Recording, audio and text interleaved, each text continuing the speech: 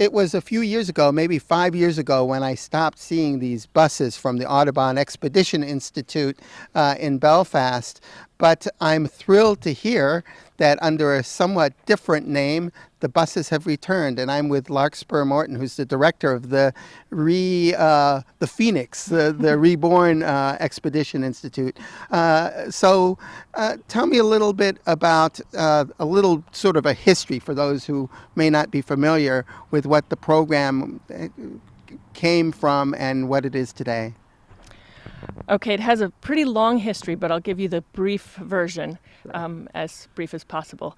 So this program began as a high school program in Vermont in the late 60s, and it evolved into a college program by the late 70s. At that point, it became the Audubon Expedition Institute. It had been the Trailside Country School, and they partnered with Lesley University for credit, and by the mid-'80s, they had a graduate program as well. So that high school, college, and graduate school program lasted from that point through till 2010. It had, at that point, become a part of Lesley University, and it was ended at that point. So how did it find its home in the Belfast area?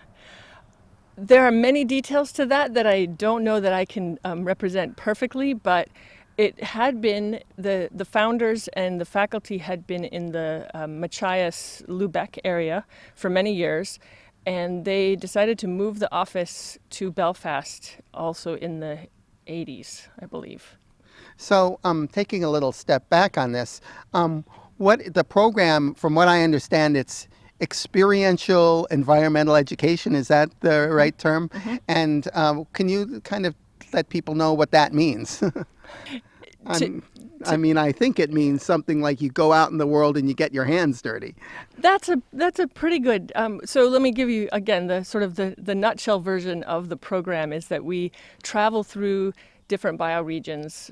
We have semesters that happen in the Pacific Northwest, in the desert Southwest, from the Appalachias or Adirondacks to Appalachia to the Gulf Coast. I'll just stop there for now. And each of those semesters spends about 3 months in that region studying the environmental issues and the solutions, meeting with all kinds of different people, from educators and leaders to activists, ranchers, loggers, people on all sides of issues.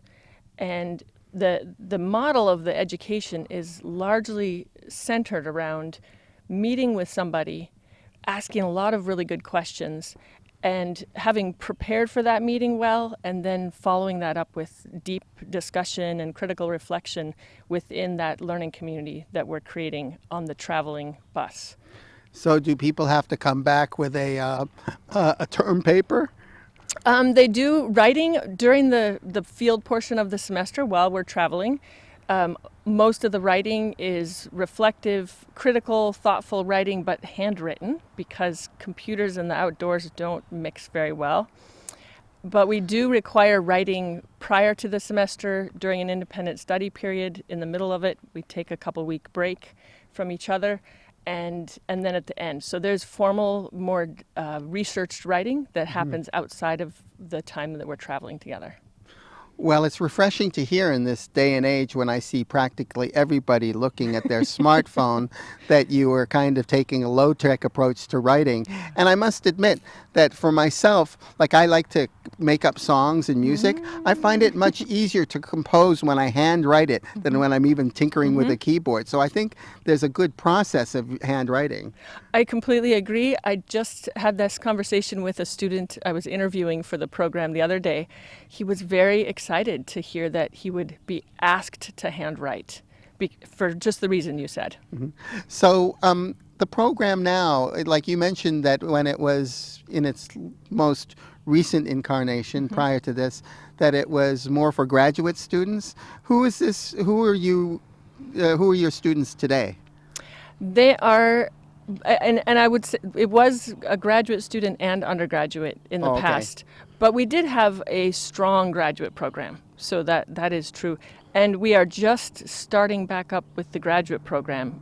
That is just starting this fall. We also will be having undergraduate students and gap year students will be welcome in these learning communities. The Audubon Expedition Institute ended. Was it the recession or something like that, or?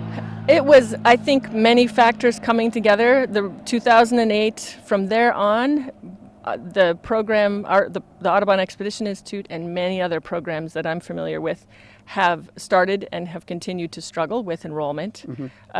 So that was part of it. It was also a change in leadership at the university that the Audubon Expedition was a part of. Sure.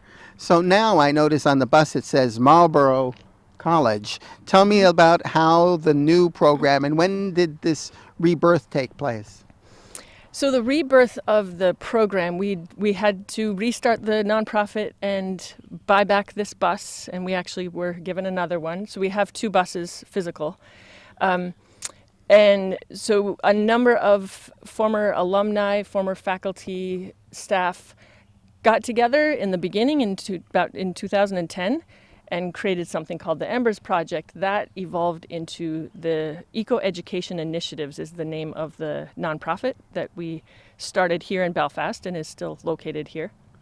And we then found Marlborough as the academic partner for the credit. And that is actually an interesting story in and of itself. The way that relationship began is due to a local connection here. Kirsten Edelglass was both a student in 1991 and then a faculty in the early 2000s. And her husband now works at Marlborough College. They are incredibly supportive of this program rebirthing, and they have been really important in the process of this rebirth and in the creation of the partnership with Marlborough College. Just briefly, we began the formal conversation with Marlborough College just last summer, but William Edelglass had begun that conversation with faculty and staff at Marlborough a few months before to start getting people used to the idea of partnering with the bus. And they were thrilled. So we started in the beginning. We signed an agreement by August of last year to create this partnership that includes bringing gap year undergraduate and graduate students back onto the bus. That sounds great. So if you get a Marlborough College catalog, is this in that catalog, or how do people know about the program? We are not yet in the paper catalogs, though we do have paper brochures that are both Marlborough and EEI, that's our short version, produced. So right now we are on both their website, so the Marlborough College website and the Graduate and Professional Schools website have the two programs listed and detailed. And we also have a website which is for which the domain is getonthebus.org. All right, well, I'll put that on the screen, but it's easy enough to remember. So who would want to be part of this bus?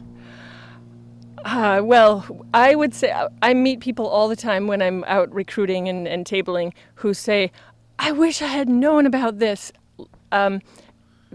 So there's many.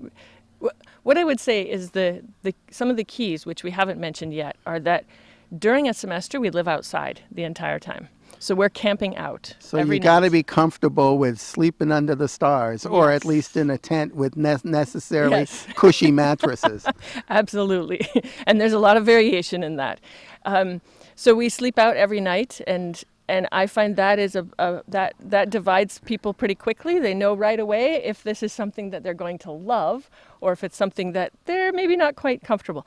And I will say we've had many students who have never camped in a day in their life, who have never backpacked, who have never spent much time outside, and they're fully able to adapt. I'd say what they need more than anything is real passion for the environment, for thinking about the issues, for looking for meaning in their own life. We're very focused on supporting students to become empowered, to be change agents, to make change that they want to see in the world. So you have now two buses, and is one of how many are you going to be going? Is one kept in spare and one for going out? Yes. So where will the bus next be headed? The bus is headed to do a semester focused on energy issues and climate justice. And if you'd like, we could bring in one of the faculty who will be on that bus, who happens to be my husband as well, and one of the people involved in this entire rebirth. Oh, that would be Neil, right? Yes. All right. Well, Neil, if you wouldn't mind coming in here in Larkspur, I'll say farewell Great. to you for a little bit. Thank you. Thank you very much. Hi, Neil. So, Neil, are you a former faculty member from AEI as well? Yes, I was a faculty on the bus with AEI for 3 years. Larkspur got to do 6, I believe. 8. Okay, I was 4 years and she was 8. And so, yeah, so I had, I think like a lot of alumni and faculty, just our time on the bus program really transformed us, and that's why there was such a deep feeling that we couldn't let this go. And it's been a little bit of a longer haul than we would have expected, but we're so excited to have it back on the road again. Well, that's quite literally on the road again. Well, that's really wonderful. So, tell me a little bit as a faculty member, how many students travel on the bus with you? Well, in a full bus, we would hope to have 18 students and 3 faculty. So we like to get 5 or 6 students for every faculty member. There's a lot of direct interaction with your faculty when you're on a program. And we can go, this semester we'll probably have 6 or 7 students. I mean, we're starting out again and just getting going. And you can get up to 21 in a bus. That's pretty crowded. I think the most I've ever been on with was 19. You have to do the little bus dance to get past each other when you get that many students on a bus. So, speaking of the bus, can you tell me what's aboard the bus? I imagine that, well, I don't know. Tell me, and we'll let the camera do the wandering. Okay. So it's a regular old school bus, and then you take out the back third of the seats. And in the back, there's a library, which is 450 to 500 books. We have a full curriculum, so the undergraduates will have 5 courses, and graduate students 4 courses. So the books support all of their learning, and they can adjust to their own desires for most of those courses. And then there's food storage and all of the equipment for cooking, and then storage for backcountry gear and all the extras there. There's also a music bin. We encourage a lot of making your own music. So there's guitars and sometimes a banjo, sometimes a mandolin or a ukulele, and drums and various other music makers. So no matter what your level of skill, you can join in making music in the community. Art bin, the tents, the sleeping bags have their own storage spaces. And then above the seats are where you keep your everyday gear. There's built-in what we call cubbies. You could call them closets. And that's where you keep your everyday clothes and your toothbrush and your notebooks, et cetera, et cetera. And then we do backcountry, and you keep your backcountry gear up on top of the bus. There's a built-in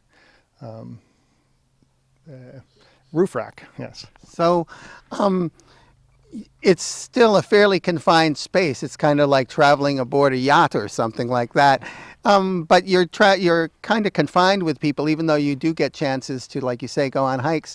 Is there a part of it just learning to live with one another and making sure that somebody isn't sloughing off on doing? I imagine that you take turns doing dishes and things like that.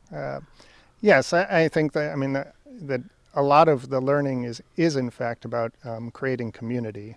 And occasionally you have to work with people who might be sloughing off. But I think a lot of it is also not just working with the difficulties of community, but finding about the power of becoming and creating community.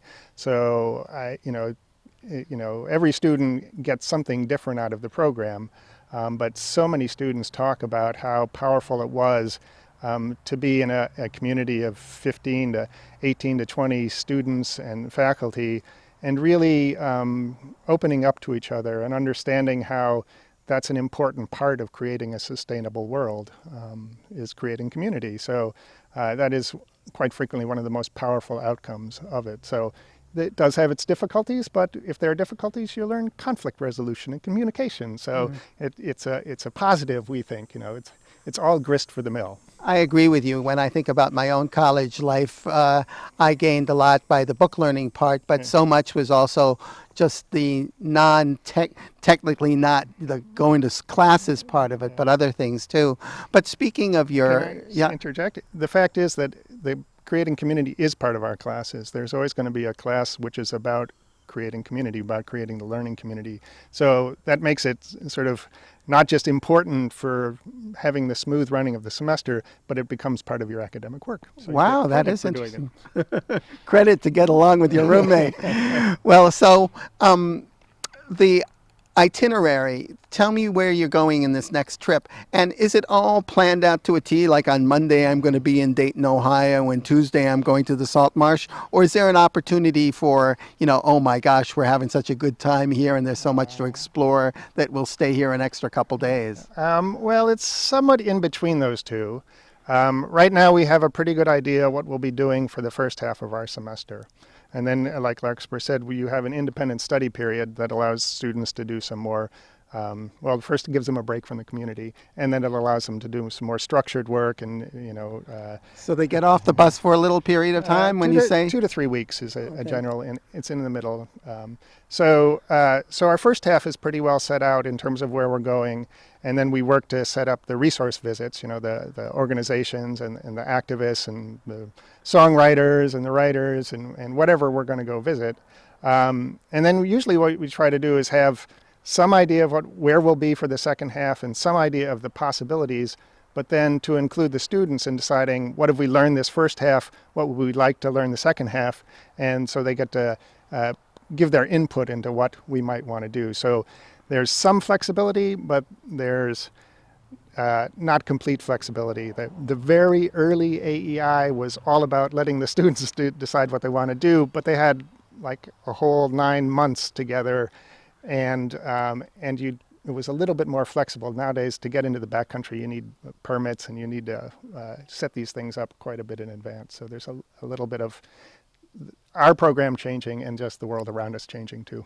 So getting specific, where are you heading? This semester we start in the Northeast. We actually start at Marlborough, so the students will get to see what Marlborough is all about. We will head up then into the Adirondacks, where we'll do some backcountry experience. We always like to have at least two backcountry experiences, so we'll do a backpack in the Adirondack Park. We'll meet with some people in New York, who New York was very successful in keeping fracking out of the state. And then we'll move into Pennsylvania, where they've been less successful, and there's been some issues in the health effects of fracking, and we'll visit with people who've been affected by that. Then to West Virginia, where we'll learn some of the issues about mountaintop removal. And then we'll go towards Washington, D.C., where the first half will end. And then at the end of every half, there's what we like to call a learning celebration. So we both celebrate what we've learned and have some activities which will take us deeper. And in the first half, what allows us to think about what we want to do in the second half. So I imagine that there are many things that you learn. It's not just biology or, let's say, political negotiating or whatever. When a student comes back from this trip, which involves so many different areas of knowledge, do they get credit, and how much credit do they get? And is it usually accepted by both, by not just Marlborough but other institutions? So yes, they do get credit. The graduate program is they're going to get their master's degree in Masters of Arts in Teaching in Ecological Education, Leadership and Education. And the undergraduates can either be full-fledged members of Marlborough, in which case they just get their full 15 credits, or they can be students that are coming as if it was a semester abroad. We like to call it a semester away, sometimes a semester away in the USA. Right. It sounds like a little jingle. And they have to work it out with their home institution, but generally they will get their full 15 credits transferred back, whether it counts towards their major or not, whether it's just elective credits. That depends completely on their situation with their home institution. And then the gap year students generally don't get credit. If the gap year students go on to Marlborough, they can recapture some of that credit because Marlborough will give them credits retroactively for having participated. All right. Well, thank you very much. Let's bring Larkspur back in, and Sure. thank you very much for speaking with me. So it really sounds wonderful. I wish my kids were old enough to participate, but they're only 11 and they're only 12 and 13. But in a few years, they might be able to. So.